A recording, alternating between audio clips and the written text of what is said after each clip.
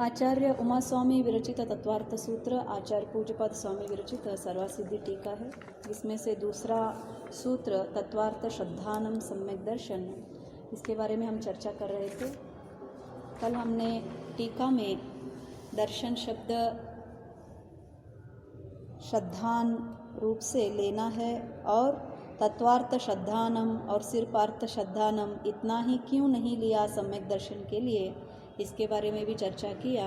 और दो विध की प्रकार का सम्यक दर्शन है, एक सराग सम्यक दर्शन और वीतराग सम्यक दर्शन। सराग सम्यक दर्शन किसको कहा जाता है और वीतराग सम्यक दर्शन किसको कहा जाता है, उस दोनों का लक्षण भी आचार्य ने कहा। सराग सम्यक दर्शन जो जीव में प्रशम, संवेग, अनुकंपा और आस्तिक्य, ये जो बाह्य में अभिव्यक्त होते हैं, प्रकट होते हैं गुणों का, तो उस लक्षण का जो जीव है उसको सराग सम्यक दर्शन कहेंगे।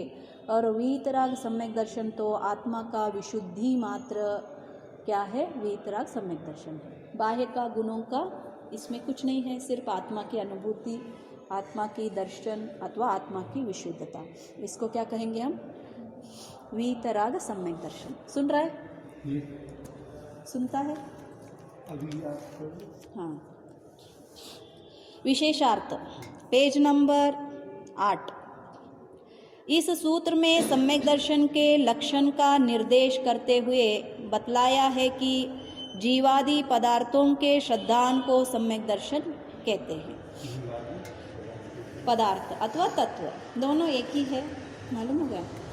पद मतलब क्या, शब्द, शब्द से अर्थ का पहचान होता है तो पदार्थ, तत्व से अर्थ का पहचान होता है इसीलिए भी तत्वार्थ। दोनों से हमें ग्रहण किसका करना है, वस्तु का, अर्थ का ग्रहण करना है। लेकिन अर्थ कैसे ग्रहण किया जाए, शब्द मूलक करो अथवा उसके भाव के भासना से करो, तो इसीलिए तत्वार्थ पदार्थ दोनों एक है। ये तत्वार्थ ग्रहण व्यवहार सम्यक दर्शन है या निश्चय? हाँ, उसके बारे में भी हम चर्चा करेंगे, व्यवहार सम्यक दर्शन और निश्चय सम्यक दर्शन। हाँ, अभी उसका आगे बताएंगे आचार्य। सराग सम्यक दर्शन बताए ना, सराग वीतराग क्यों लेते हैं, मतलब वीतराग सम्यक दर्शन साक्षात मोक्ष का कारण है, सराग सम्यक दर्शन परंपरागत मोक्ष का कारण है। सराग सम्यक दर्शन से उसी भव में मोक्ष नहीं होता है, अथवा सिर्फ सराग सम्यक दर्शन से मोक्ष नहीं होता है, लेकिन वीतराग सम्यक दर्शन से साक्षात मोक्ष का प्राप्ति कारण है। तो देखो, इस सूत्र की व्याख्या करते हुए टीका में मुख्यतया 4 बातों का स्पष्ट किया गया है। वे 4 बात है, तत्व और अर्थ शब्द के निरुक्त्यर्थक निर्देश करके तत्वार्थ शब्द कैसे निष्पन्न हुआ, इसके बारे में पहला बताया आचार्य ने, राइट। तो दूसरा, दृषि धातु का अर्थ श्रद्धान करना क्यों लिया गया है, ये शब्द के बारे में बताए। फिर तत्व और अर्थ इन दोनों पदों को स्वीकार करने से क्या लाभ है, सिर्फ हाँ ये भी बताया। फिर चौथे में क्या कहा, 2 जो प्रकार के सम्यक दर्शन है उसके बारे में बताए। सम्यक दर्शन के कितने भेद हैं और उनका क्या स्वरूप है।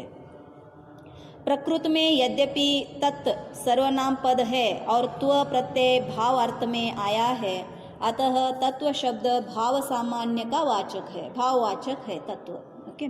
और अर्थ पद द्रव्यवाची है, इसीलिए द्रव्य और भाव दोनों लेना है। द्रव्य भाव मतलब क्या, पर्याय।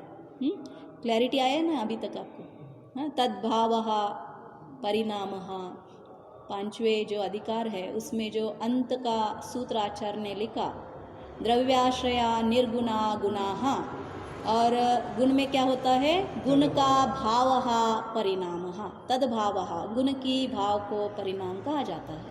भाव मतलब क्या, परिणाम। दोनों भी आपका आंसर आए ना, गुण का भाव होता है और गुण के पर्याय को ही क्या कहा जाता है, परिणाम कहा जाता है। पूर्व सूत्र में इन्होंने जीव का वर्णन किया, उनका उसका भाव जो है परिणाम कहलाता है। तथापि अर्थ शब्द के देखो दोनों लेना, द्रव्य और भाव, मतलब श्रद्धान किसका करना है, द्रव्य का भी करना है, इसीलिए 6 द्रव्य और 7 तत्व कहो, अथवा 6 द्रव्य पंचास्तिकाय और 7 तत्व 9 पदार्थ ले लो, कैसे भी करना। लेकिन श्रद्धान किसमें, सम्यक दृष्टि का श्रद्धान अन्य विषय में हो या ना हो, लेकिन द्रव्य और तत्व में जरूर होना चाहिए। ये 6 ही द्रव्य है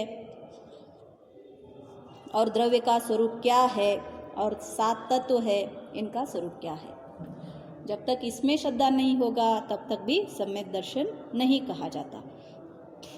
तथापि अर्थ शब्द के धन, प्रयोजन, अभिधेय, निवृत्ति, विषय, प्रकार और वस्तु आदि अनेक अर्थ पाए जाते हैं। अतः इन सब का श्रद्धान करना सम्यक दर्शन न कहलावे। इसीलिए तो सूत्रकार ने सूत्र में केवल अर्थ पद नहीं रखा है। इसी प्रकार विभिन्न मतों में तत्व शब्द के भी अनेक अर्थ प्रसिद्ध है। जैसे अभिधेय मतलब मीनिंग, इंग्लिश का मीनिंग बोलते हैं ना, अर्थ, हमारे में अर्थ, तो इसीलिए अभिधेय बोलते हैं उसको। वैशेषिक लोग तत्व पद से सत्ता, द्रव्यत्व, गुणत्व और कर्मत्व का ग्रहण करते हैं। उनके यहाँ सामान्य और विशेष ये दोनों स्वतंत्र पदार्थ माने गए हैं। हमारे में क्या माना जाता है, एक ही पदार्थ में सामान्य गुण और विशेष गुण रहते हैं, लेकिन द्रव्य से भिन्न सामान्य गुण है और विशेष गुण भी है। वो दोनों गुण आके वस्तु में संयोग हो जाते हैं अथवा समवाय हो जाते हैं, ऐसे उनका अभिप्राय है। तो इसी प्रकार सम्यक दर्शन समझा जा सकता है। कर्मत्व, इनका श्रद्धान करना भी सम्यक दर्शन समझा जा सकता है, जो युक्त नहीं है। इसीलिए सूत्रकार ने सूत्र में केवल तत्व पद भी नहीं रखा है। इसी प्रकार परम ब्रह्मवादियों ने नाना तत्वों को न मानकर सिर्फ ब्रह्म नाम का एक ही तत्व माना है। इसीलिए अहम ब्रह्मास्मि, ये मेन तत्व है। मैं भी कौन हूँ, ब्रह्म हूँ।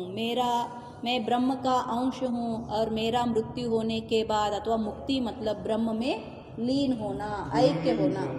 हाँ, तो इसीलिए ब्रह्मैक्य, उनमें शब्द क्या आता है मुक्ति का, और एक शब्द ब्रह्मैक्य, मालूम हो गया।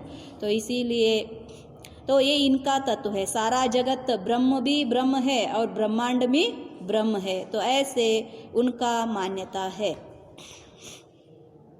उनके मत से यह जग एक पुरुष स्वरूप ही है, मालूम हो गया।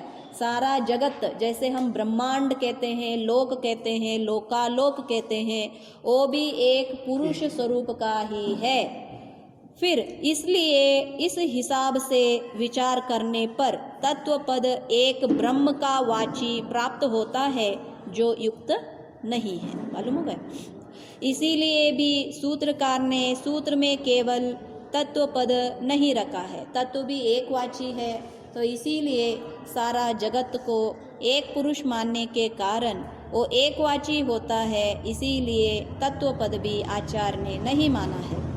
यहाँ तत्वार्थ में जीवादिक वे सब पदार्थ लिए गए हैं जिनका आगे चौथे सूत्र में वर्णन किया जाएगा। परमार्थ रूप का श्रद्धान करना सम्यक दर्शन है। परमार्थ मतलब जो अर्थ परम है, जैसा है वैसा उत्कृष्ट है, उसका श्रद्धान करना सम्यक दर्शन है। यह इस सूत्र का तात्पर्य है। सम्यक दर्शन में दर्शन शब्द आया है, उसका एक अर्थ आलोक होता है, तथापि यहाँ इसका श्रद्धान अर्थ लिया गया है, क्योंकि दर्शन का आलोक अर्थ लेने पर चक्षु आदि के निमित्त से होने के कारण यह चक्षुर इंद्रिय आदि सब संसारी जीवों के प्राप्त होता है, अतः प्रकृति में यह उपयोग नहीं ठहरता। किंतु तत्वार्थ विषय का श्रद्धान भव्यों में भी किसी किसी आसन्न भव्य के ही पाया जाता है। मालूम हो गया, सभी भव्यों को सम्यक दर्शन होता है ऐसा कुछ नहीं है। किसको सम्यक दर्शन होता है? आसन्न भव्य को। तो जो ऐसा इमेजिन करके बैठा है मेरा सम्यक दर्शन होगा, मैं अर्धपुद्गाल परावर्तन तक घूमूंगा और मुझे मोक्ष होगा, ऐसे परिणाम का जीव को सम्यक दर्शन नहीं होगा, याद रखना। किसी किसी को ऐसा लग रहा है कि मैं संसार में अच्छे से मजा उठाऊंगा, भोगूंगा और एंड में देखूंगा अर्ध पुद्गल परावर्तन एंड में आया है और तब मुझे मोक्ष जाना है, ऐसे परिणाम वाले को सम्यक दर्शन नहीं होता है। इसीलिए क्या कहा, निकटवर्ती अथवा आसन्न भव्य। परिणाम कैसा होगा, मुझे तुरंत मोक्ष जाना है, सम्यक दर्शन पाना है, ऐसा परिणाम नहीं रहता उसका। उसका परिणाम कैसे रहते हैं, मुझे तुरंत मोक्ष जाना है। तो इसीलिए यहाँ पे क्या रखा उन्होंने, भव्यों में भी किसी आसन्न भव्य के ही ऐसा सम्यक दर्शन का परिणाम पाया जाता है, मालूम हो गया। और जो प्रकृति में उपयोगी है, क्यों, मोक्ष मार्ग है, बिना सम्यक दर्शन से आगे का कुछ नहीं चलने वाला है, तो यही श्रद्धान जो उपयोगी है। अतः यहाँ दर्शन का अर्थ आलोक न करके श्रद्धान किया है। आशय यह है कि जीवादि 9 पदार्थों में भूतार्थ रूप से एक त्रिकाली अखंड आत्मा ही प्रद्योतित हो रहा है। अतः ऐसे निजात्मा की अनुभूति ही सम्यक दर्शन है, मालूम हो गया। 9 पदार्थ अथवा 9 तत्व बोलते हुए भी उन 9 तत्वों में भी कौन है, आत्मा ही है। भूतार्थ से देखा जाए आत्मा ही जीव रूप से परिणमन हो रहा है, आत्मा ही अजीव रूप से भी परिणमन हो रहा है, आत्मा ही आश्रव रूप से परिणमन हो रहा है, आत्मा ही बंध रूप से परिणमन हो रहा है। भाव मतलब क्या, जो द्रव्य भाव रूप से पूर्ण रूप से परिणमन होता है। तो इसीलिए उस सारे में कॉमन से देखा जाए तो वस्तु कौन सा है, आत्मा ही है। जैसे सोने का किसी ने कुंडल बनाया है, किसी ने नाक का क्या बोलते, नथ बनाया है, किसी ने हार बनाया है, किसी ने बैंगल्स बनाया है। आकार तो भिन्न भिन्न है, लेकिन उसमें कॉमन जो वस्तु है वो कौन सा है, सोना है। तो ऐसे ही ये सारे उनके भाव होते हुए, भिन्न भिन्न पर्याय होते हुए भी उस सभी में जो भूतार्थ रूप से देखा जाए तो सोना ही है। तो इसीलिए इन्होंने भी क्या कहा, जो 9 पदार्थों में भूतार्थ रूप से एक त्रिकाली अखंड आत्मा, कैसे आत्मा, खंड खंड आत्मा का है क्या, नहीं। तो इसीलिए हमने मन को जाना, मन में खंड रूप से आत्मा का भी परिणाम है या नहीं है। और आंखों में जो भाव, आंख का जो भाव चक्षु होती है वो भी आत्मा ही है, लेकिन है कैसा, खंड खंड है। तो इनका हमें श्रद्धा नहीं करना है, हमें कैसा आत्मा का करना है, अखंड आत्मा का करना है। और वो अखंड आत्मा कैसा है, त्रिकाल में भी एक रूप सा है, त्रिकाली है, अखंड है। ओके, त्रिकाली अखंड आत्मा ही प्रद्योतित हो रहा है। इसमें से जो मतलब दिखाए जा रहे हैं वो कैसा है, त्रिकाली अखंड आत्मा है। अतः ऐसे निज, निज मतलब कभी भी किसका लेना, खुद का लेना, मालूम हो गया, अन्य का, भगवान का, ऐसा सारा नहीं लेना।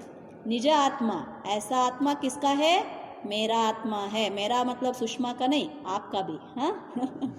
तो इसीलिए ऐसे निज आत्मा की अनुभूति ही सम्यक दर्शन है।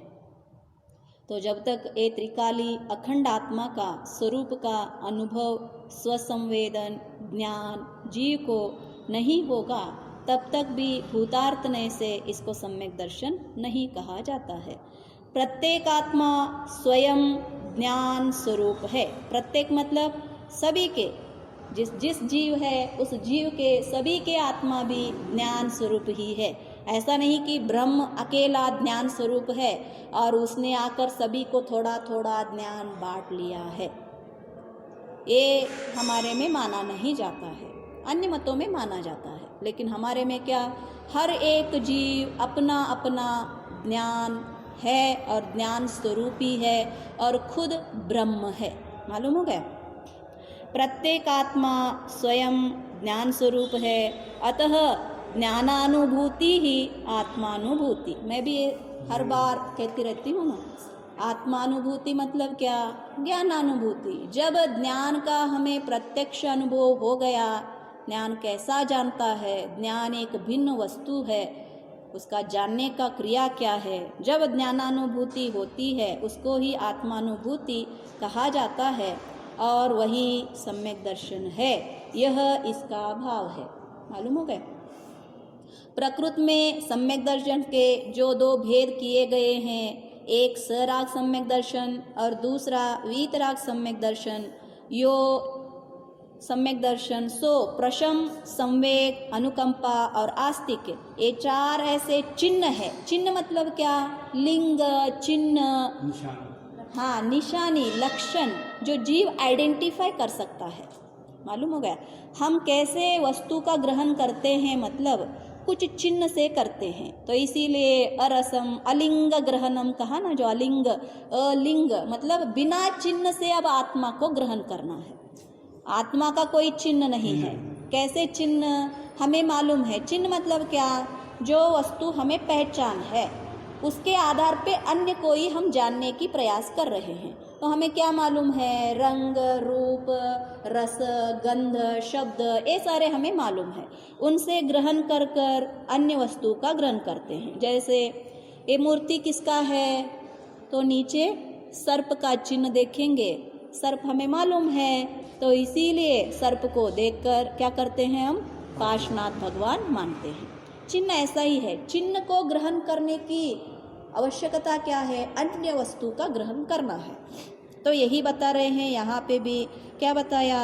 जो सराग सम्यक दर्शन है वो उसका चिन्ह कौन कौन से हैं? प्रशम, संवेग, अनुकंपा, आस्तिक। क्यों? हमें यही गुणों का पहचान है।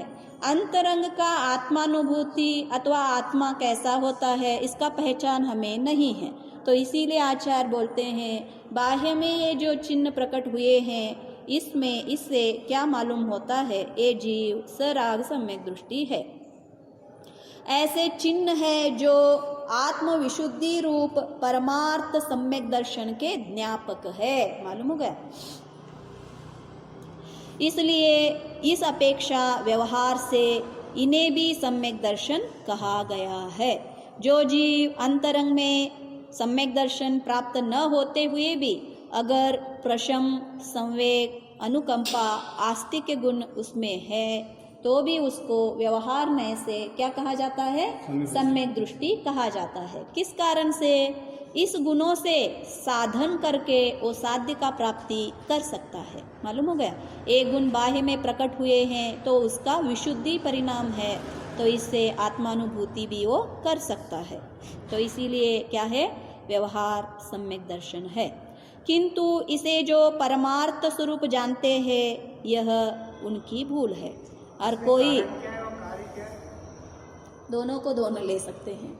क्या होता है, कभी आत्मानुभूति होने के बाद भी ये प्रकट हो जाते हैं, तब कारण आत्मानुभूति है और कार्य क्या है? प्रशम, संवेग, अनुकंपा सारे हैं।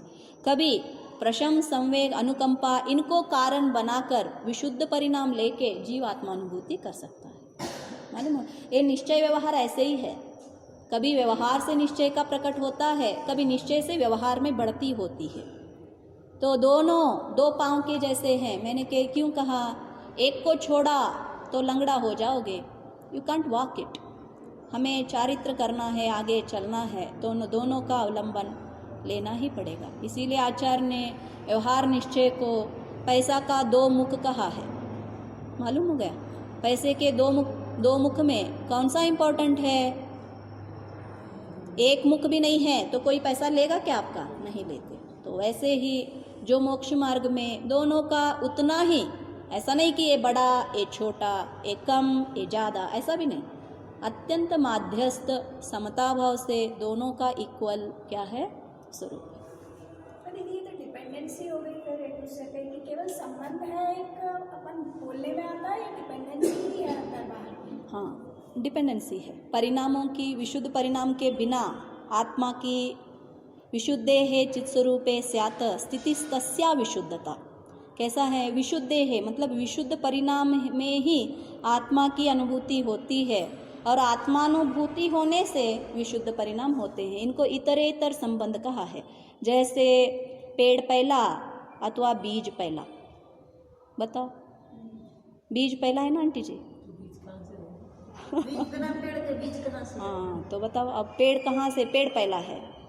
पेड़ पहले ये तो कैसे पेड़ बनेगा? हाँ। बीज नहीं है। इसको क्या कहा जाता है, इतरेतर संबंध, मालूम हो गया। तो इसका सोल्यूशन ऐसा ही है, दोनों का अस्तित्व है और दोनों एक पे एक डिपेंडेंट है। तो इसीलिए व्यवहार, सभी गुणों का परिणाम स्वतंत्रपन बोलते हैं। जैसे बाहर की ये जो ये हुए तो फिर प्रशम संवेग पटु विशुद्धि, वो तो फिर चारित्र की उसमें आएगी। स्वतंत्रता किस नय से है, निश्चय नय से है, मालूम हो गया। कैसे बोलते हैं आचार्य, एक को एक आधार दिया गया है। लोक में क्या है, लोक कैसा है, समवाय है ना, कल भी हमने बताया।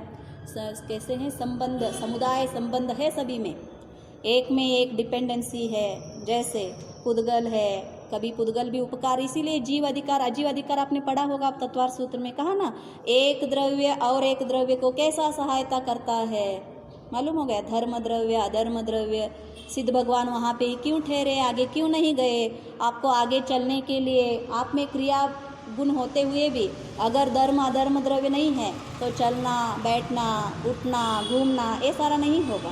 तो द्रव्य एक से एक क्या है, संबंधित भी है, उपयोगी भी है, सहकारी भी है और खुद में स्वतंत्र भी है। एकांतवाद नहीं है। तो इसीलिए कन्फ्यूजन हो जाता है जीवों को, ऐसा क्यों दोनों कहते हो, तो वो स्वरूप ऐसा है वस्तु का। देखो, जब तक अनेकांत नहीं जानने में आएगा तब तक आदमी आगे नहीं बढ़ सकता। तो इसमें अभाव का क्या वो है? प्राग अभाव, वो चार अभाव बता रहे आप। चार अभाव का सम्यक दर्शन में क्या उपयोग है? अच्छा, सम्यक दर्शन में चार अभाव का क्या उपयोग है, क्यों उसका उपयोग होना चाहिए। मतलब इंडिपेंडेंसी अपनी जगह साबित करनी है तो अभाव होना जरूरी है। जैसे ये वाला भाव पिछले भाव से संबंधित नहीं है भी, दूसरे गुण से संबंधित नहीं है भी नहीं भी है। हम बता रहे हैं ना, आप कैसे लेंगे उसके हिसाब से है, आपको किस अपेक्षा से लेना है उसके हिसाब से क्या होता है नहीं है हम। लेकिन कारण कार्य में कैसा होता है, कारण कार्य के लिए सहकारी है, लेकिन वही कारण कार्य रूप से परिणमन होता है, मालूम हो गया। बिना कारण से कार्य होता है क्या, नहीं होता है। तो वैसे ही जो पहला का विशुद्ध परिणाम है, विशुद्ध परिणाम मतलब क्या, बाह्य में शुभोपयोग की परिणाम, संक्लेश परिणाम नहीं है। परिणाम शुभोपयोग के परिणाम है कि शुद्धोपयोग के? दोनों को लेते हैं कर्णानुयोग से, मालूम हो गया। लेकिन आध्यात्म से तो सिर्फ शुद्धोपयोग के परिणाम को विशुद्ध परिणाम कहेंगे, लेकिन कर्णानुयोग में दोनों परिणाम, शुभ परिणाम को भी और आत्मा के शुद्ध परिणाम दोनों को भी विशुद्ध कहेंगे। तो शुभ परिणाम करते करते शुद्ध परिणाम का कारण बनता है वो? देखो आपकी कैसे शुभ परिणाम है, शुभ परिणाम में लक्ष्य कौन सा, जो विशुद्ध परिणाम होता है। मैंने कहा ना, यहाँ पे भी मंदिर में आते हो, पूजा करते हो, वो भी शुभ परिणाम है, लेकिन उसमें आपका लक्ष्य क्या है, आत्मा की प्राप्ति करने की जैसा लक्ष्य है क्या, तो उसको हम कारण बोलेंगे। मतलब प्राप्ति करने की कौन सी परिणाम है, मोक्ष प्राप्ति करने की परिणाम के हिसाब से आपने शुभ परिणाम कर रहे हो तो उसको आपकी शुद्ध की प्राप्ति होगी। नहीं, संसार को बढ़ाने के जैसे शुभ परिणाम कर रहे हो तो उसको आचार्य इसमें नहीं लिया है, मोक्ष मार्ग में नहीं लिया है। वो शुभ परिणाम आपको मोक्ष मार्ग के कारण नहीं है, मालूम होगा। गोल क्या है, ध्येय क्या है आपका, दोनों में देखो। परिणाम से अपन शुद्ध परिणाम प्राप्त करते हैं। देखो, शुद्धो हम बुद्धो हम, जब तक शब्द उठ रही है वो क्या है, आत्मा में लीनता नहीं है, आपका क्या है, परिणाम है, शुभ परिणाम। लेकिन लक्ष्य क्या है, शुद्धो हम, तो वो शुद्धो हम बंद हो जाएगा तो शुद्धो हम में आप लीन हो जाओगे। आप मैंने ये कहना चाह रहे हैं कि शुभोपयोग से शुभोपयोग कैसे प्राप्त होती है। मैंने शुभोपयोग में कारण होता है, क्योंकि कषाय के शुभोपयोग में कषाय मंद होते हैं और मंद कषाय की स्थिति में आत्मा के बारे में चिंतन किया जा सकता है। इसलिए शुभोपयोग को परंपराएं मोक्ष का कार्य। चिंतन करना भी तो शुभोपयोगी है। कौन चिंतन, हम यही तो कह रहे हैं, बाह्य से आप अंदर में जाना है आपको। कल भी हमने देखा, हम कैसे हैं, सिंगल थ्रेडेड है, थ्रेड को कॉन्टैक्ट स्विच करना है। कॉन्टैक्ट स्विच कैसा, पहला इस अवस्था में था, इसमें से निकाल कर अंदर में जाना है।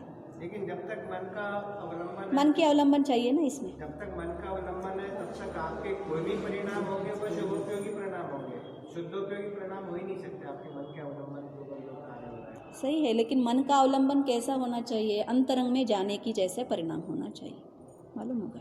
उसी में बैठना नहीं है, मैंने कहा ना, पकड़ के बैठना नहीं है, इसमें छोड़ने की काम करना है। जैसे सुई ढूंढा जाता है, मैंने बहुत बार कहा है, ये परिणाम भिन्न तरह की होती है, पकड़ के बैठना नहीं है।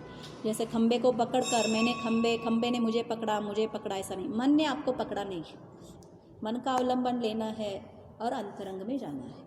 ये कला, इसीलिए इसको कला कहा जाता है, आर्ट, मालूम हो गया। हंस कलोपासक भेद विज्ञान कला, बहुत बड़ा सा कला है। जो जीव इसको सीखा तो समझ लो हो गया उसकी। ये डिफरेंशिएट अपन कैसे करेंगे कि अभी अपन मन का अवलंबन से कार्य कर रहे हैं कि विदाउट मन के अवलंबन से कार्य कर रहे हैं? विदाउट मन से अवलंबन से कैसे करेंगे?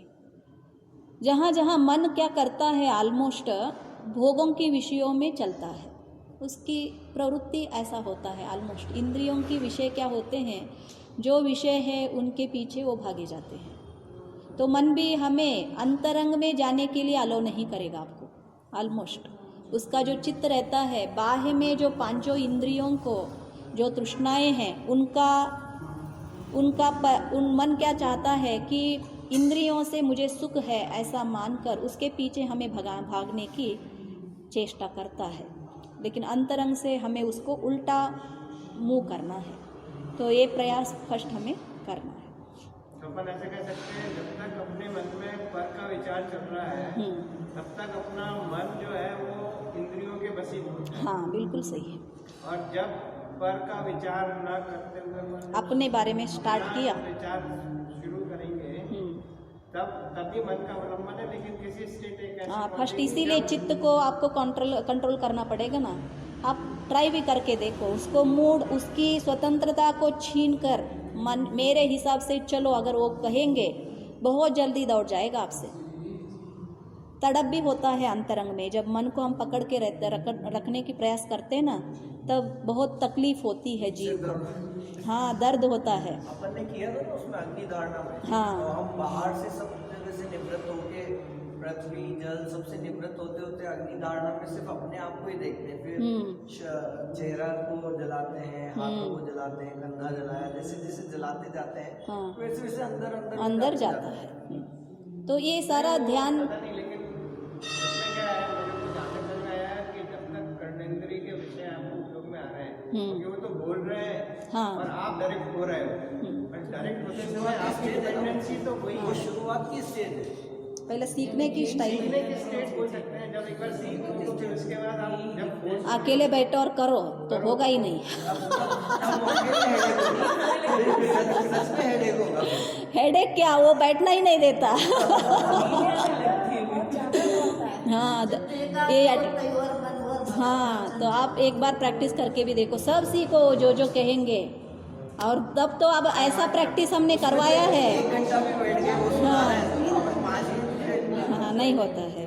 तो ये सारे ऐसे ही है कला। तो जब एकांत में अपने आप डिपेंड होके करने लगे ना, तो समझ लो हम एक लाइन में आ गए, अभी ट्रैक में आ गए हैं। अब हमारी जो डेस्टिनेशन है वो मिल जाएगा। हमारी अभी ट्रैक में नहीं है ना, ट्रैक में आना चाहिए। देखो,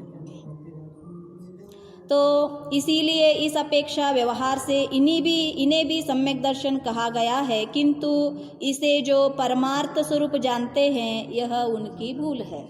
तो नियम यह है कि जितनी सम्यक दर्शन आदि स्वभाव पर्याय होती है, मालूम हो गया, सभी जगह में देखो सम्यक दर्शन, सम्यक ज्ञान, सम्यक चारित्र, मोक्ष, ये सारे पर्यायवाची ही है और पर्याय है, मालूम हो गया।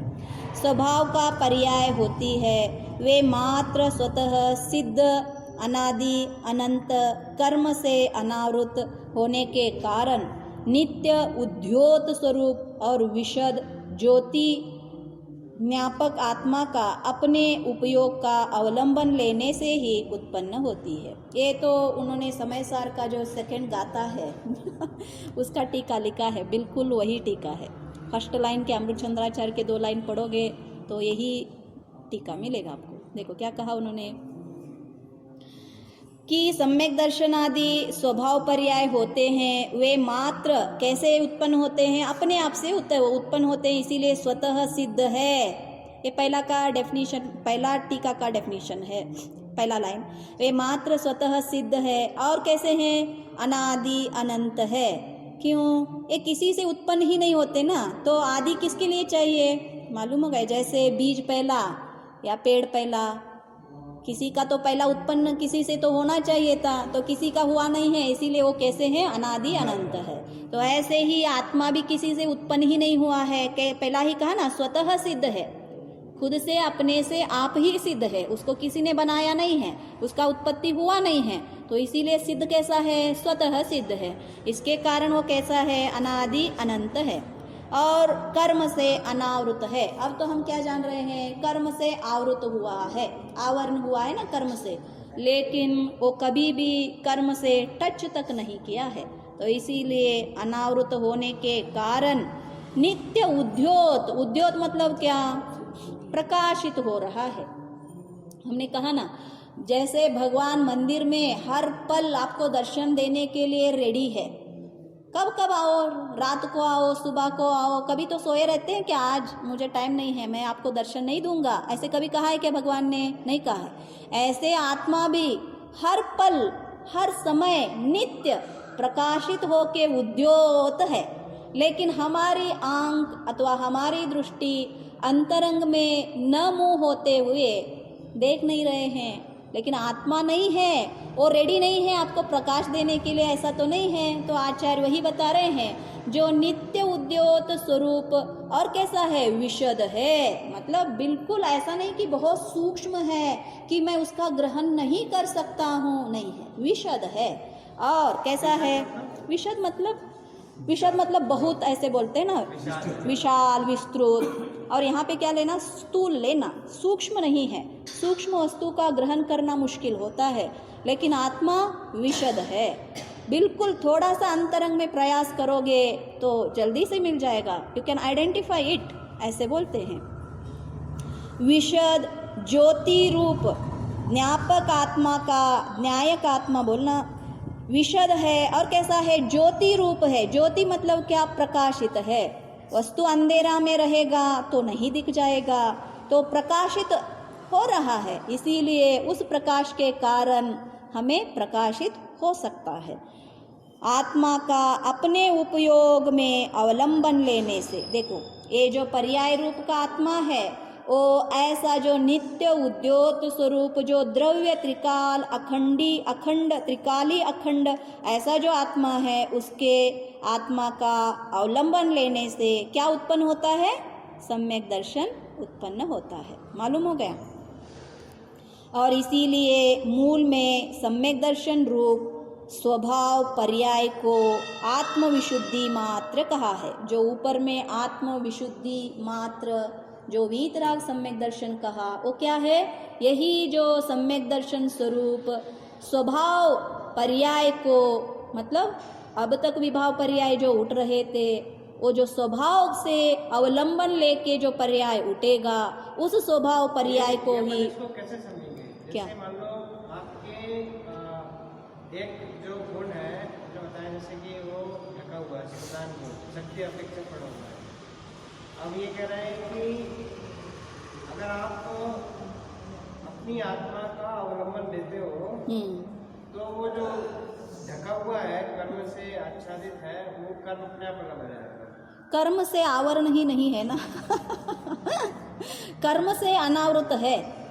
आत्मा शुद्ध द्रव्य जो बात है, एक वो समय कौन सा पहले है? की बात और एक समय बाद की बात का अपन डिस्कशन कर रहे हैं। एक समय पहले तो अनावृत है, एक समय पहले तो आवृत है। देखो, मतलब जब हाँ, आप जो कह रहे हो वो सही है। आत्मा और कर्म कैसे हैं, एक प्रदेशी है, लेकिन जो पर्याय हमारा उठ रहा है, पर्याय तो उठेगा या ना उठेगा, मालूम हो गया। मेरे जो ज्ञान है, अभी ज्ञान का पर्याय उठ रहे हैं ना, इसीलिए मैं जान रही हूँ। अगर ज्ञान का पर्याय नहीं उठेगा तो मैं क्या जानूंगी, नहीं जानूंगी। तो वैसे ही ज्ञान का पर्याय अब खंबे के ऊपर डालूंगी तो किसका ज्ञान का उठेगा, मुझे खंबे का ज्ञान का उठेगा। या मेरे पीछे जो पड़ा है उसका उठता है? नहीं उठता। नहीं तो घर का उठता है क्या? नहीं। मेरा ज्ञान अथवा मेरा जो बुद्धि कहाँ कहाँ पे मैं लगाऊंगी, लक्ष्य पहला दृष्टि है। दृष्टि जहाँ जहाँ पे जाती है ज्ञान उसका अवलंबन पीछे पीछे जाती है, उस वस्तु का ग्रहण ज्ञान करता है। अब मेरा दृष्टि कहाँ पे है? बाह्य में है। बाह्य में है तो वो सारे कैसे हैं? कर्माधीन है।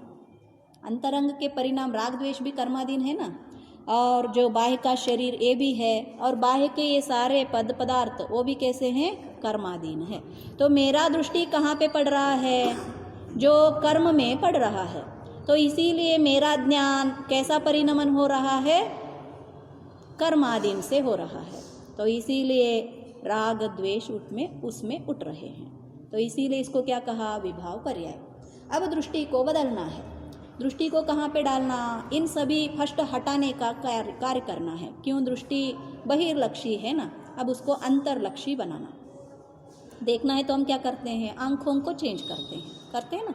तो जिसको देखना है और जा देखेंगे उसको ही ज्ञान ग्रहण करता है। तो इसीलिए बहिर्लक्षी से अंतर्लक्ष्य करके जाओगे, सभी जो ज्ञेय हैं उन सभी को हटाओगे, जो विकल्प आ रहे हैं उसको भी हटाओगे, तो तब आत्मा मात्र जो त्रिकाली अखंड आत्मा है वो अंतरंग में बच जाएगा। तो ऑटोमेटिकली दृष्टि कुछ ना कुछ तो देखना ही चाहिए। तो किसको देखेगा? आत्मा को देखेगा। आत्मा को देखा तो ज्ञान भी उसके साथ काम करेगा ही। नेक्स्ट समय ज्ञान उसका ग्रहण करके विशेष रूप का क्या करता है? ज्ञान को, आत्मा को जान लेता है। आत्मा कैसा है, क्या करता है। तो इसीलिए आत्मा जानता है। कौन जानता है? आत्मा का जो ज्ञान गुण है वही जानता है, मतलब आत्मा ही जानता है, ऐसे जान लेता है। तो इसीलिए आत्मानुभूति ही ज्ञानानुभूति आचार्य करता है। आज तक बहिर्वस्तु में अपनत्व को प्राप्ति किया था जीव, जो मैं इसीलिए बोलती हूँ ना, आपका अंतरंग में देखो विकल्प कैसे उठते हैं। मैं उठते रहते हैं। और मैं का स्थापन इसने किस में किया है? देखो, जब घर देखा तो मैं घर, मैं पत्नी, मैं उन सभी में स्थापन करते आया था। आज इसको मालूम हो जाता है ये सारे मैं नहीं हूँ और आत्मा मैं हूँ, क्योंकि उससे भिन्न करना नहीं होता है, उसको स्वभाव है ना। आज तक इससे भिन्न करके अन्य वस्तु में जाना होता था, लेकिन अब जो क्रिया ज्ञान का क्रिया हुआ, अब उससे भेद नहीं होता है। तो इसीलिए भेद विज्ञान कहा। जहाँ जहाँ पे भेद होता है उससे भेद करते अर्थ जानो भेद विज्ञान मतलब क्या, इसीलिए छुटाना है। आज तक उसको अभेद माना था, मैं माना था, उससे भेद किया, और अंतरंग में ऐसे वस्तु मिला उससे भेद ही नहीं हो रहा है, तो वहाँ पे स्टॉप हो जाता है। आहा, एक कौन हूँ? मैं हूँ। तो यहाँ पे भेद विज्ञान कला के, इसीलिए तो बोला जाता है एकत्व। सम्यक दर्शन में क्या हो जाता है? एकत्व छूट जाता है। किससे? सभी वस्तुओं से। आज तक जिसने किसको मैं माना था उस सभी से छूटकर आत्मा में इसका एकत्व का स्थापना हो जाती है। तो यही तो सम्यक दर्शन है। आज तक इसका परिणाम कैसे थे? अन्य वस्तु में मैं बनकर उनको अपना बनाने में कोशिश जो कर रहा था, आज इसे क्या करेगा? ये मेरा नहीं है मालूम हुआ तो छोड़ने की प्रयास करेगा। तो इसीलिए जो समय सार में भी गाता आता है ना, इसने चद्दर छा के मार सोया था, और सभी चिन्हों से वो जो आया उसने ऐसे ही बोला क्या मेरा चद्दर है दे दो, तो वो देगा क्या? नहीं देगा। उसने बताया जो जो चिन्ह थे, ये देखो ये सारे लिंग बताकर बोलता है ये तेरे नहीं है, ये मेरा है। उसको मालूम ओ मेरा ऐसा चिन्ह नहीं था तो ये मेरा नहीं है। वैसा ही यहाँ पे भी जो भेद लक्षण में, भेद विज्ञान में लक्षण से सहायता से क्या करता है? ये मेरा नहीं है और मेरा का पहचान यहाँ पे करता है। ये भेद विज्ञान का कला है। इसीलिए इसमें इसको ध्यान भी कहा जाता है, प्रयास। इसीलिए बुद्धि की, इसीलिए बोला ना जो बुद्धिवान है वही क्या कर सकता है? सम्यक दर्शन की प्राप्ति करते हैं। तो मैं जब अपने आत्मा में स्थापित हो गया उस समय श्रद्धान गुण का ऊपर का पर्दा कब गया है? हाँ, श्रद्धान आज तक आपने बाहर में डाला है ना मैं करके, वो मतलब तो इसीलिए मैं बोलती हूँ मैं कौन हूँ, इसका क्वेश्चन। एक कार्य करने पे आपको दो फायदे हैं। वही तो मैंने बोला, एक कार्य किया, one by get free, right? हाँ, ऐसा है सम्यक दर्शन सम्यक ज्ञान का। फायदा बहुत है तो लक्ष्य करना है यहाँ पे। ये तो छोड़ो, बाह्य में तो बहुत सारे मिलते हैं। सम्यक दर्शन की प्राप्ति के बाद संसारी जीव इवन मनुष्य लोक में है या तो नरक लोक में भी होते हुए भी कभी भी सुखी रहता है। सम्यक दर्शन का फायदा जो हम समझते हैं पैसा कमाने से, बीवी बच्चे बनाने से, कम्युनिटी को ज़्यादा करने से, फ्रेंड्स आदि ज़्यादा करने से हमें ऐसा मालूम होता है ना हम बहुत सुखी हो जाएंगे। अरे आप पागल हो ज़्यादा सहयोग करेंगे उतना दुख है, लेकिन हमारी सारी विपरीत बुद्धि होने के कारण तो ऐसे हम मानते हैं। लेकिन एक बार सम्यक दर्शन की प्राप्ति हो, हर पल सुख ही सुख है। संसार अवस्था में भी सिद्ध पदवी तो मिलने वाला ही है, लेकिन जब तक सिद्ध बनने वाला है तब तक भी उसको सुख ही सुख है। ये सम्यक दर्शन की स्वभाव पर्याय क्यों बोला है? अभी तो जैसे अभी की उसमें तो विभाव था, अब तक विभाव था ना। क्यों? पर वस्तु के लक्ष्य से जो पर्याय आत्मा का ही उठ रहा था। श्रद्धा नहीं है, अब तो श्रद्धा का प्रकटता ही नहीं है ना। अभी तो अपन बोल रहे हैं मिथ्यात्व का वो है तो श्रद्धा 0 है। यहाँ पे तो ज्ञान का कार्य चल रहा है ना। दर्शन किसकी पर्याय बोलेंगे? श्रद्धान की पर्याय है। तो फिर ये स्वभाव पर्याय बोल रहा है अभी। समझ पर्याय समझते हैं आप? पर्याय क्या है? पर्याय क्या मतलब? जो वस्तु का प्रकटता, जो गुण है, कोई भी गुण हो सकता है। ऐसा नहीं कि डेफिनेशन एक एक जो पर्याय उठ रहे हैं आत्मा का सब गुण मिलकर ही एट ए टाइम उठेंगे, ऐसा नहीं है। एक ही आत्मा का एक ही गुण का भी पर्याय। इसीलिए हमने परसों भी बताया, आपने सिर्फ हेयर स्टाइल चेंज किया तो आदमी भिन्न लगा या हेयर स्टाइल ही भिन्न लगा? आदमी भिन्न लगा ना। तो वैसे ही आत्मा में एक गुण का भी परिणमन हुआ तो द्रव्य का परिणमन हो जाता है। तो ऐसे ही यहाँ पे ज्ञान गुण का मति ज्ञान से अवलंबना से कर रहे हैं ना। सो ज्ञान गुण के परिणमन में भेदता आ रहा है। ज्ञान कैसे प्रकट हो रहा है? आपका दृष्टि, पहला दृष्टि ज्ञान दोनों उपयोग से होती है। दर्शन पहले बाह्य में था, वो अंतरंग में चलते चलते। श्रद्धान क्या था इसका? पहले में मैं बाह्य वस्तु में मेरा का स्थापन किया था। विश्वास क्या है इसका?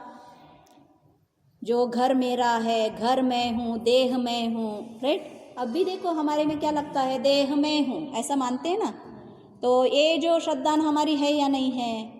मेरा जन्म हुआ तो मैं जन्म लिया, मेरा मृत्यु होगा तो मैं मरूंगा, ये सारा कहते हैं या ना कहते हैं? सुख हुआ तो मैं सुखी हूँ, दुख हुआ तो दुखी हूँ। ये थोड़ा व्याकरण भी आना चाहिए, शब्दों का अर्थ भी आपको समझ में आना चाहिए। इसमें हमने मैं क्या किया है? स्थापना किया है। तो ये अभी हमारी श्रद्धान है। क्या श्रद्धान है? देह मैं हूँ। तो ये बैठा है, नहीं बैठा है ऐसा नहीं है। अगर नहीं बैठा है तो आप इतना सारा देह की कार्य क्यों करते हो? ये श्रद्धा किसके कारण है? हाँ, ये भी उल्टी श्रद्धा है ना हमारा। उल्टा कहो, हाँ कहो। श्रद्धा गुण के कारण नहीं बैठा है। ये अनादिकाल से ये मिथ्यात्व कर्म का उदय होने के कारण है ऐसा। और कर्म तो हर पल आपका अभी कभी छुटा ही नहीं है, मिथ्यात्व हर पल भी उदय है आपका। तो ये श्रद्धा गुण के कारण नहीं बैठा है। श्रद्धा गुण है ये जानने गुण नहीं है। ये जो आप में बैठा है ना अंतरंग में, मैं देह हूँ, ये जानने का कारण नहीं, ये अंतरंग में श्रद्धान गुण है। तो फिर अभी अपन बात कर रहे थे कि श्रद्धा गुण तो सब अलग है ही नहीं अभी, मिथ्या जब तक विकार समय 0 है। नहीं आ रहा है। तो फिर ये उल्टा श्रद्धा किसमें आप कहेंगे? अपन अभी 2 दिन पहले डिस्कस कर रहे थे श्रद्धा तो देखो हर पल आप देह को ही मैं मान के बैठे हैं या अन्य अन्य चीज़ों को भी मैं मानते हो। कैसे आप में भिन्नता कैसा आ रहा है? देखा ना। श्रद्धान क्या होती है? एक वस्तु में एक टाइप सा होता है। इसी को फिर विपरीत श्रद्धान बोला तो अपन उसमें बोल रहे थे कि विपरीत श्रद्धान। श्रद्धान देखो पहला 2 टाइप के श्रद्धान है। हमें क्या है? परोक्ष वस्तु में श्रद्धान करना है और प्रत्यक्ष वस्तु में। अब की जो श्रद्धान है आप प्रत्यक्ष देख रहे हो, इसीलिए कुछ विश्वास का भी आपका हो रहा है ना, क्योंकि हर पल। हाँ, तो ये बात है। अब हमें यहाँ पे क्या करना है? परोक्ष वस्तु में श्रद्धान करने की है। उसका तो 0 है, हमने देखा नहीं है मोक्ष है क्या, स्वर्ग है क्या। और हमारे में मोक्ष मार्ग के लिए उपयोगी कौन सा है? जो वस्तु हमने देखा नहीं है उसमें विश्वास करना है। हमने आत्मा को नहीं देखा है, फिर भी आत्मा है ऐसा विश्वास करना है। उसकी प्राप्ति करनी है। उसकी प्राप्ति करने के कारण ही हमें पहला विश्वास करना है ना। बिना विश्वास किए, और आप तो देह तो है ही, और आप ऑलरेडी मान के बैठे ही हो देह मैं हूँ, तो और इसमें और क्या ही विश्वास करना है आपका? तो इस विश्वास को हमें क्या करना है? 0 करवाना है। मालूम हो गया? जब आत्मा में मैं ये स्थापन हो जाएगा तब ऑटोमेटिकली देह मैं हूँ। मिथ्या ये सब श्रद्धान ना होने के बाई प्रोडक्ट बाय प्रोडक्ट, हाँ, देह में ममत्व ममत्व भाव है, एकत्व भाव है, हाँ, भोक्तत्व भाव बैठा है। ये सब चीज अगर जब वो प्रकट हो जाएगा तो ये अपने आप चला जाएगा, बिल्कुल सही। तो इसीलिए विशुद्ध परिणाम, इसीलिए पहले बताए ना, सम्यक दर्शन होने के कारण प्रशम सम्यक आस्तिक्य जो आ गया, तो अस्तित्व गुण में क्या आस्तिक है, भगवान है, मोक्ष है, स्वर्ग है, नरक है, इसमें विश्वास करता है। इससे पहले जीव विश्वास नहीं करता है। जब सम्यक दर्शन होगा तभी विश्वास करेगा। सर इसमें तो मिथ्यात्व में तो 3 भाग किए, मिथ्या श्रद्धा, मिथ्या दर्शन, मिथ्या ज्ञान, मिथ्या चारित्र्य। तो उस हिसाब से तो मिथ्या श्रद्धा होगा ना, फिर अगर मिथ्या तो देखो आगे में कब आएगा तब पढ़ेंगे। क्लैरिफिकेशन नहीं हो रहा, मेरी बहुत ज़्यादा कंफ्यूजन हो रहा है। हाँ देखेंगे और कहाँ पे, तो मैंने ज़्यादा उसका बारे में नहीं पढ़ा है। हमने तो ऐसा मिथ्या दर्शन ये सारे डेफिनेशन के कोई सूत्र नहीं है उतना आचार्यों के। तो वही जब अपन पढ़ते हैं तो पूरा वही दूसरी डाल तो पूरी इसी के ऊपर है कि क्यों दुखी है, ये मिथ्या दर्शन, मिथ्या ज्ञान और मिथ्या अग्रहित मिथ्यात्व और अग्रहित मिथ्यात्व, फिर बाद में उसमें मिथ्या दर्शन, मिथ्या ज्ञान, मिथ्या चारित्र्य। अच्छा मैं देखूंगी और कोई एक ग्रंथ मिले तो। नहीं, एक्चुअली क्या है ना कि वो मिथ्यात्व शब्द जो है ना, वो मिथ्यात्व शब्द ही सारे गुणों को हर करता है। अब उसको क्वालिफाई करने के लिए भाई जैसे यहाँ पे वेद विवक्षा में बोलते हैं, इसलिए वहाँ वेद विवक्षा में बोलते हैं कि आपका दर्शन भी क्वालिफाई नहीं है, ज्ञान भी क्वालिफाई नहीं है और चारित्र्य भी क्वालिफाई नहीं है। अब 3 ही गुण अपन पकड़ते हैं, सुख तो पकड़ते नहीं है क्योंकि अपन को मालूम है मिथ्यात्व के कारण दुखी दुख है, तो सुख पकड़ेंगे नहीं। इसलिए जो मेन चीज है वो मिथ्यात्व है। वो क्वालिफिकेशन जो कर रहे हैं बताने के लिए कि आपको मिथ्या दर्शन है, मिथ्या ज्ञान है। झूठ का अर्थ क्या है? मिथ्या मतलब शब्द का अर्थ क्या है? झूठा, हाँ, झूठा का अर्थ क्या है? झूठा का अर्थ क्या है? जो है उसको उल्टा मानना, मतलब जो सही था। देखो झूठा का अर्थ आपने तो देखा है ना, सत्य मार्गना। मार्गना कौन सा है? वचन मार्गना में सत्य बोलना, असत्य बोलना, सत्य असत्य बोलना, उभय बोलना, ये सारा है ना। असत्य का मीनिंग, सत्य का असत्य का मीनिंग आचार्य ने 4 दिया है। जो वस्तु है उसको नहीं बोलना, उसको क्या कहा? झूठ, असत्य। मिथ्या मतलब क्या? झूठ। अर्थ मालूम होता है ना। जो वस्तु है उसको नहीं बोलना। अब देवदत्त यहाँ पे बैठा है, उसको हम क्या कहेंगे? घर में आए तो देवदत्त है क्या? देवदत्त नहीं है, तो इसको क्या कहा? झूठ। ये मिथ्या हुआ या ना हुआ? मिथ्या हुआ या ना हुआ? मिथ्या। दूसरा देखो, जो वस्तु नहीं है उसको है बोलना, वो भी मिथ्या है या नहीं है? हाँ देखो, क्या नहीं है? यहाँ पे घटा है, मैं बोलती हूँ, यहाँ पे तो घटा नहीं है, तो ये भी क्या है? मिथ्या है। तीसरा क्या? जो घोड़ा है उसको बैल बोलना, ये सत्य है या झूठ है? झूठ है। तो इसमें से कोई भी ले लेना मिथ्या मतलब, इतना क्यों झगड़ा करना है? असत्य का स्वरूप ही ऐसा है, ये 3 स्वरूप है। क्या है? जो वस्तु है उसको नहीं बोलना, जो नहीं है उसको है बोलना, जो होते हुए भी उसका अन्य स्वरूप में बोलना, इसको मिथ्या कहा जाता है। कोई भी अर्थ लगा लेना उसमें से, सिर्फ एक ही क्यों लेते? विपरीत हमने जाना है, अपेक्षा के अनुसार ले लेना, लगा लेना, कहाँ कहाँ पे आचार्य क्या बोलना चाहते हैं, अपेक्षा अनुसार ले लेना। क्लैरिटी ऐसा ही होता है, इसीलिए अनेकांतात्मक झगड़ा है नहीं है। इसलिए थोड़ा स्लेट को क्लीन रखना। नहीं, हाँ सही है। ऐसा नहीं होना कि आपने सीखा है, सही है, जब तक आपने नया सीखोगे, नहीं सीखोगे, नहीं कोई तो आके कहेंगे, तो क्योंकि आपका उसमें श्रद्धान बैठा रहता है ना, इतना ही है। और थोड़ा कोई आकर भिन्न कहा और उसको नहीं कहा तो हमें थोड़ा, हमारे विश्वास में क्या बोलते हैं आप? खेद होता है, ठेस लगता है, चोट लगती है। बात ये आती है हमारे विश्वास पे, हमारी श्रद्धा पे, हमने श्रद्धा वृद्धि करी, हमने विश्वास करना। अब देखो सम्यक दर्शन हुआ तो हम बोलते हैं, वो खुश होता है, दुखी होना चाहिए था ना। आज तक मैंने मेरे को क्या कहा था? श्रद्धान किया था, और आज मेरा श्रद्धान उल्टा हो गया, तो वो दुखी होना चाहिए था। सुखी क्यों हुआ? संतोष ही संतोष, आनंद। देखो 2 ही तो सेम है। वो भी तो श्रद्धान, पिछले का श्रद्धान छोड़ रहा है, नहीं छोड़ रहा है, अनादिकाल से आया है उसका विश्वास, शरीर में हूँ, तो उसको छोड़ रहा है, तो बता दुखी होना चाहिए था। लेकिन वो कितना खुश होता है, उसका आनंद के बारे में क्या बोलना है? तो सत्य जानने के बाद इसीलिए आचार्य बोलते हैं थोड़ा सा गलती हमने समझ किया है, उस पे विश्वास किया है, फिर भी कोई आकर आपको अन्य ग्रंथों का आगम के आधार से जो तूने समझा है वो गलत है और ये सही है अगर कह दिया तो उसी समय आपको बदलना है, ऐसा चेंज क्यों कर। करते हैं कि जो भोगों से तृप्त है वही इस मार्ग में जल्दी बढ़ सकता है? हाँ, क्योंकि उसको मालूम हो गया ना भोग से अब जो सुख है वो अब नहीं मिलने वाला है। लेकिन जिसको पहले पता चल गया, हाँ। 3 तरह के लोग होते हैं। एक मतलब जो बताया जाए उसको पहले मतलब अपन ने बोला कि ये मत करो, इससे कष्ट होगा, तो मानने वाले 3 लोग होते हैं। एक तो वो जो बिना किए कुछ जो बताया गया उसको मान लेता है, वो सरल परिणामी है, उसको कहा जाता है सरल परिणामी। दूसरे जो होते हैं वो कुछ Practical ट्राई कर- करके देखूंगा कि मैं दुखी हूँ कि नहीं, तो वो हाथ डालेगा आग में जलने के लिए, फिर ही वो बोलेगा नहीं आग से हाथ जलते हैं। तीसरे जो होते हैं कि वो जानते हुए भी बार बार हाथ ही डालेंगे कि नहीं ये तो मैं दुखी नहीं। तो अपन जैसे अब भोग वाला है तो भोग में अपन को पता चल गया कि भोगों से आसक्ति जो है वो सम्यक दर्शन का घात करेगी। तो अपन को एक तो पता चल जाएगा कि भोगों में आसक्ति नहीं होनी चाहिए, क्योंकि जीव की तो इच्छा हमेशा अनंत ही है। ऐसा तो है नहीं कि आपने एक इच्छा का पूर्ण कर लिया तो आपकी अगली इच्छा फिर मरी गई, ऐसा है ही नहीं।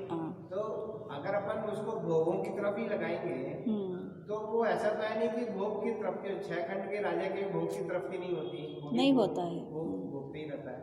तो फिर उसमें अपन जो तृप्त ऐसे को बोलेंगे कि जो तृप्त है वो पहले प्राप्त करेगा या जो वो जल्दी प्राप्त करेगा। अपन ने जो बोला जिसको बता दिया, समझा दिया कि भाई ये भोगों में आसक्ति आपका नुकसान करेगी, तो बेटर तो यही है कि आप समझ लो और उसको छोड़ दो। हाँ छोड़ दो, वही तो हम भी कर रहे नानी हैं। का ऐसा हुआ ना कि सुन के नहीं समझ में आता, छूटता ही नहीं है। नहीं, वो ये कहना वो भी है। और आपका क्या है, भोग में भोगने से आसक्ति बढ़ती है। जैसे अग्नि में ईंधन डालने से अग्नि और थोड़ा भड़कता है। अग्नि का सामग्री क्या है, ईंधन है। वैसे ही भोगासक्ति का सामग्री क्या है, विषय है। तो हमें क्या समझ में आता है, भोग की आसक्ति उठने से उसको विषय देने से वो तृप्त हो जाएगा, ऐसा हमें लगता है, इसीलिए हम विषय को उसको दे देते हैं। लेकिन और थोड़ा वो जलता है और ज़्यादा भोगों की आसक्ति बढ़ती है। ये अग्नि के जैसा उल्टा है, ये मालूम हो गया। जितना आप उसमें ईंधन घी डालते जाओगे उतना वो बढ़ता बढ़ता जाएगा। तो ये उल्टा मार्ग इसीलिए बताते हैं, जो आसक्ति उठती है उसको बंद करना है। और जब तक मन बाह्य में है वो तो बाह्य का विषय मांगेंगे ही। ये इंद्रिय कैसे हैं, जब तक उसकी बहिर्लक्ष्य है तब तक भी बाह्यों में उनका आशा उठेगा ही। वो इंद्रिय किसके लिए है, इंद्रिय मतलब क्या, इंद्र मतलब क्या, ईंधन। ईंधन किसके कारण है, अग्नि जलाने के कारण। तो इनकी कार्य क्या है, भोगों को प्राप्ति करना ही उसका कार्य है, और वो भी उनके कार्य करेंगे ही। मालूम हो रहा है आपको। जैसे ईंधन का कार्य क्या है, जलना, तो ऐसे ही इंद्रियों की कार्य क्या है, भोगों को भोगना। तो जब तक आप वो मांगेंगे वो सारा देना ही पड़ेगा। तो इसीलिए क्या कहते हैं आचार्य, उस भोगों को भोग की विषय मत देना। तो वो जो भोगों का विषय दिया वो तो अशुभ परिणाम है, अशुभ ही है। भोग, जो कोई भोगों की भोग है, भोगासक्ति है, इसको सारा अशुभ में लिया है आचार्य ने। विषय कषाय, मेन चारित्र में क्या होता है, विषय और कषायों का बंद करना ही होता है ना। पांचों इंद्रियों का दमन, इंद्रिय का क्या बोलते हैं ना, हाँ, निग्रह करना, और कषायों का बंद करना, ये दोनों ही कार्य है चारित्र का, और कुछ कार्य नहीं है। विषय कषाय का बंद करना ही है। बाह्य में उपचार से अहिंसादि पालो करो है, वो उपचार का कार्य है। मालूम हो गया, हमने पढ़ा था ना द्रव्य संग्रह में भी। ये जो चींटी बचाया, कुत्ते बचाया, आदमी को बचाया, तुम्हारे हाथ में है क्या? उनकी आयु खत्म हो गई है तो आप बचा सकते हो क्या उनको? नहीं। लेकिन उपचार से, क्योंकि आप प्रमादी न हो, जीवों को न देखते हुए आपके कारण से उसका मृत्यु न हो जाए, इस कारण से आपको हिंसादि व्रत बताया है।